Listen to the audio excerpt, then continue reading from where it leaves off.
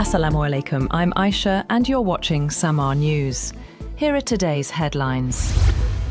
Abu Dhabi authorities have confirmed the deaths of 2 individuals, a Pakistani and an Indian national, after falling debris from a successfully intercepted ballistic missile on Sweihan Street caused casualties and property damage. Earlier, officials reported that 3 others were injured and several vehicles were damaged. The Ministry of Defence confirmed that UAE air defences successfully intercepted incoming missiles and unmanned aerial vehicles launched from Iran.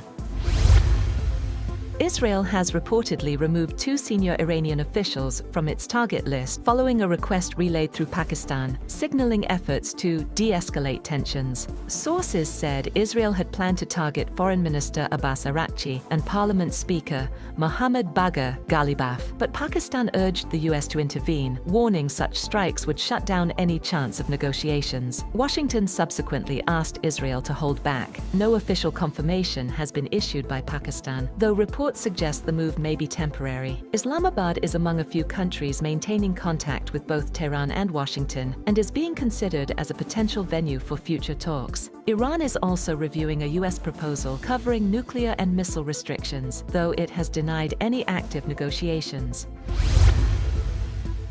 US President Donald Trump has claimed that Iran is desperate to make a deal to end nearly 4 weeks of fighting, contradicting the Iranian foreign minister who said his country was reviewing a US proposal but had no intention of holding talks to wind down the conflict. Iranian Foreign Minister Abbas Araghchi said while there had been no dialogue or negotiation with the US, various messages had been exchanged through intermediaries. Araghchi said in an interview that messages being conveyed through friendly countries and Tehran responding by stating its positions is not called negotiation or dialogue. Trump later said Iranian leaders are negotiating and they want to make a deal so badly, but they're afraid to say it because they will be killed by their own people. Moreover, Iran has told intermediaries that Lebanon must be included in any ceasefire agreement with the United States and Israel, linking an end of the war to a halt to Israel's offensive against Hezbollah. Iran's Press TV cited an Iranian official saying Tehran wanted any deal with the United States to secure an end to the war, both on Iran and other resistance groups in the region. 6 regional sources familiar with Iran's position said Tehran had informed mediators as early as mid-March that it sought a deal that would also stop Israel's attacks on Lebanese armed group Hezbollah. Iran's Parliament Speaker Mohammad Bagher Ghalibaf has said that enemies are preparing to occupy one of Iran's islands with the support of a regional country. In a social media post, the speaker warned that any such move would trigger continuous and relentless attacks on the vital infrastructure of that regional state. Ghalibaf also said that Iranian forces are closely monitoring all developments.